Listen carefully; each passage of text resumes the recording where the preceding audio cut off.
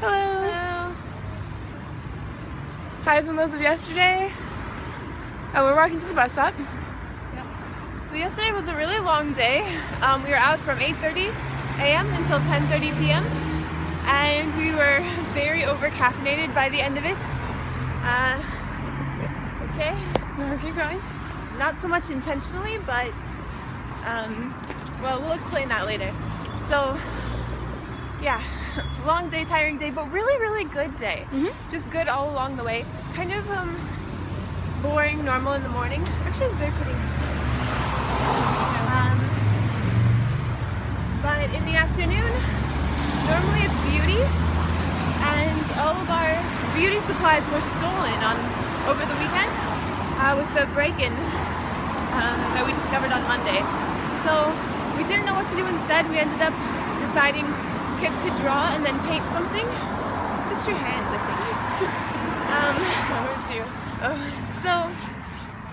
And then we ended up not even painting. They just drew, and it was great. It went really well. So that was one small high, and then our power went out. Yeah. Then our power went out. So all the electricity at our container was trapped or stopped. Sarah's checking the bus.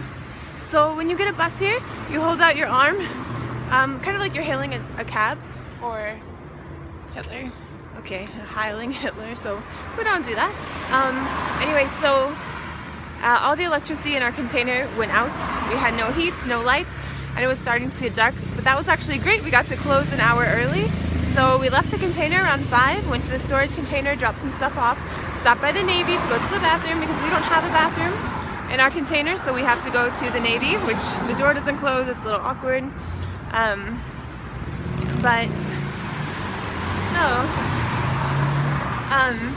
can tell if the bus is coming now.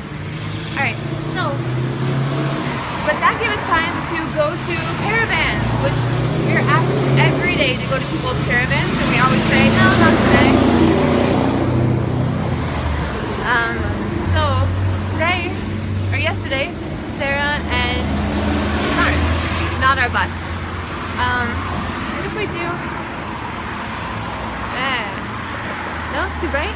For me, yeah. Because the graffiti's kind of cool. Alright, so we could sit too. Oh, now it's very bright. Alright, so yesterday we went with our new volunteer friend. No, Anita was sick yesterday, which was too bad. Juliet, you're shaking the camera though. Thanks. Sorry.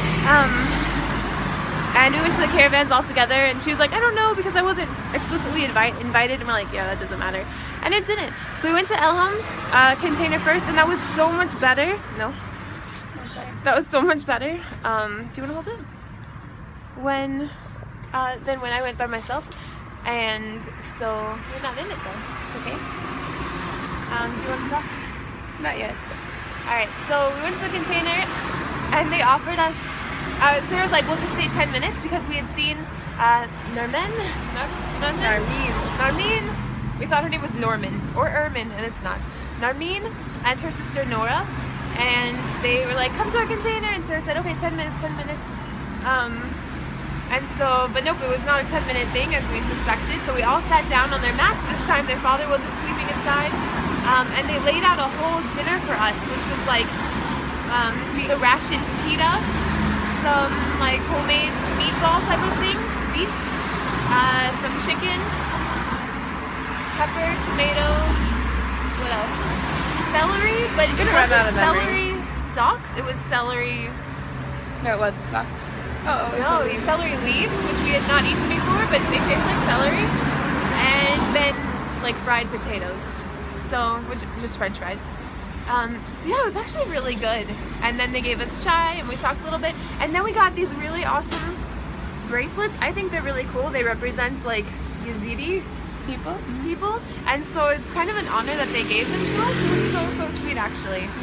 So they showed us some pictures on their phone. They're like Yazidi, and so we don't totally know what all of that was, but it was good. And hopefully Elham's sister, who's 18, will come to bracelets. She said there's like interpersonal issues with some of the girls. Or at least that's what we inferred from her comments. I can check if you can talk. And so, yeah, we just talked to them. It was pretty, they didn't speak a lot of English, so it was mostly eating. But, oh, thanks, Rich. But, yeah, the Yazidi pictures they were showing us were actually from the Yazidi genocide. And then they showed us also pictures from their destroyed city. It was like Santa Claus looking sad with like a demolished city behind him. Yeah, they said no children. Like Santa was going to bring gifts to the children, but there were no children. It was just rubble. It's really, really sad. Where did they say they're from in Iraq? Sinshar or something like that. That's where all that stuff happened on the mountain. Maybe it's just what I remember. We also found out that they traveled with Julia and Jamal, another family from Iran.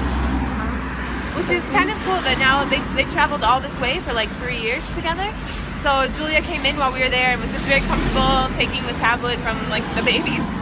And then, but also it's kind of sad because once we finished eating, they cleared away the food and then they gave it to the rest of the family and we're like, oh. So we had eaten their dinner kind of, but it was all right. And yeah, so it's really nice. But then outside we heard people saying, Sarah! Like little kids yelling, Sarah, Sarah! And it was Nerman and Nora, but Julia's not friends with them, so she went out and basically told them like, go away, she's not here. So Sarah was like, I better go out and double check. And sure enough, that's what they were saying. They wanted Sarah because they're like, you said 10 minutes, and it had been how long do you think? Probably half an hour at least. Half an hour at least. So, is it too bright? I'm also gonna run out of space soon. Okay, so then we went to Nerman and Nora's caravan, and Sarah can talk about that. Are you gonna watch for the bus? Yeah. Okay, yeah, so we went to their caravan, and that was a much more social engagement. Like, we didn't get any food or anything. We did get some very, very, very sweet milk with coffee in it and sugar. And the girls just played with us. They did bracelets, and I got my nails done twice yesterday. And then the big fight broke out between Nora and herself, the little girl, and she was like throwing shoes at everything. It was really bad. Yeah. Well, the 866 is even farther away. We might never get to camp.